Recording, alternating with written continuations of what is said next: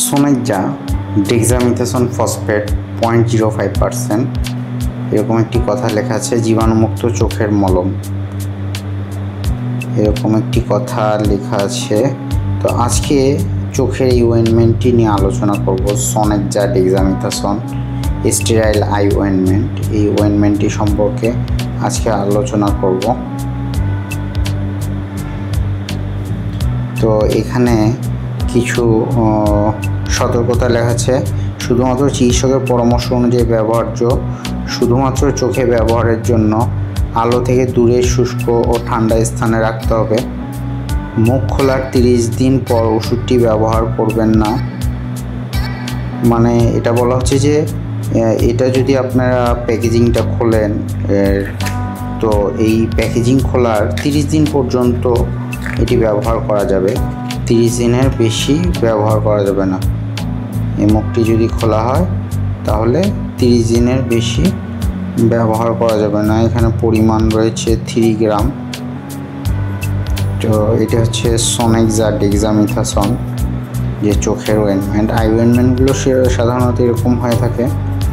আমরা জানি যে চোখের যে ড্রপ রয়েছে, ড্রপগুলো ডে টাইম কাভারেজ দেয় এবং চোখের যে ওয়েনমেন্টগুলো রয়েছে এটা নাইট টাইম কাভারেজ দেয়।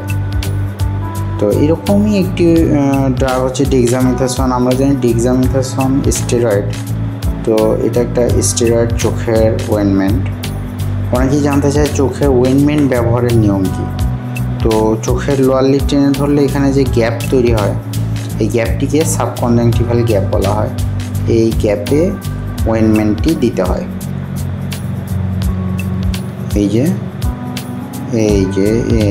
এই ধরনের ওয়েনমেন্ট থাকে। এটি একটি থকথকে সেমি সলিড ওয়েনমেন্ট।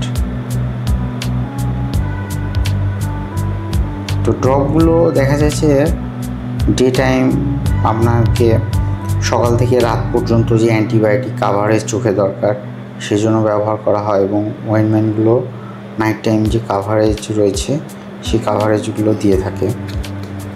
তো চোখের ওয়েনমেন্ট বা ড্রপ নেওয়ার আগে একটা সতর্কতা দেখতে হবে যে এখানে এক্সপায়ার ডেট আপনাদের খেয়াল করে নিতে হবে, যে জানুয়ারি 28 এরকম এক্সপায়ার ডেট অবশ্যই দেখে নিতে হবে আপনাদের। এটি একটি শিক্ষামূলক চ্যানেল। এই চ্যানেল কোনো ড্রপ বা ওয়েনমেন্ট প্রমোশন করে না, এটা কোনো প্রমোটিভ চ্যানেল না। তো আপনারা যদি কিছুটা উপকৃত হন সেটাই আমাদের আশা আর কি। তো দেখা যাক যে এর ভিতরে কি লেখা আছে। এর ভিতরে এর ইন্ডিকেশন বা এর ব্যবহার বিধি সম্পর্কে কিছু লেখা আছে, হয়তো সেটা আমরা চেক করে নিই। এটা হচ্ছে সোনেকজা জীবাণুমুক্ত চোখের ওয়েনমেন্ট, একটি কথা লেখা আছে। তারপরে এখানে ইন্ডিকেশন লেখা আছে, steroid responsive inflammatory condition of the palpebral and bulbar conjunctiva cornea and anterior segment of the globe, such as allergic conjunctivitis, keratitis, iritis, scleritis, corneal injury for chemical or thermal burns and foreign bodies। তো আমাদের চোখে এই inflammatory যেসব condition রয়েছে সেগুলোতে এটা অনেক কার্যকরী, এরকম একটি কথা লেখা আছে ইন্ডিকেটেড। যেমন কনজাংটিভাইটিস, চোখের যে ইনফ্লামেশনগুলো হয়ে থাকে, কনজাংটিভাইটিস, কেরাটাইটিস, কর্নিয়াতে ইনফ্লামেশন হলে, স্ক্লেরাইটিস, কর্নিয়াতে ইনজুরি থাকলে, কেমিক্যাল বার্ন থাকলে অনেক ক্ষেত্রে ডাক্তাররা এইসব ওয়েনমেন্ট সাজেস্ট করে থাকে। তো এটা যেহেতু স্টেরয়েড ওয়েনমেন্ট, এটা ব্যবহারের পরে ডাক্তার একটা সতর্কতা দিয়ে থাকে যে চোখের প্রেশারটিও পরীক্ষা করে নিতে হয়। 3 সপ্তাহ 4 সপ্তাহ পর অবশ্যই চোখের প্রেশারটি পরীক্ষা করে নিতে হয়। 3 to 4 টাইমস এটি এরকম একটি কথা বলা হচ্ছে এরকম ওয়েনমেন্ট ব্যবহারের ক্ষেত্রে। সাইড ইফেক্ট, কন্ট্রাইন্ডিকেশন, এরকম কিছু কথা লেখা আছে।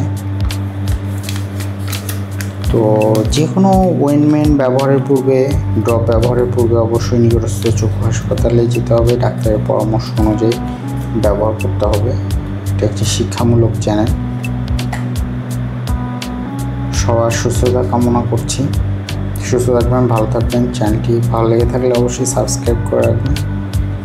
ধন্যবাদ সবাইকে। আল্লাহ হাফেজ।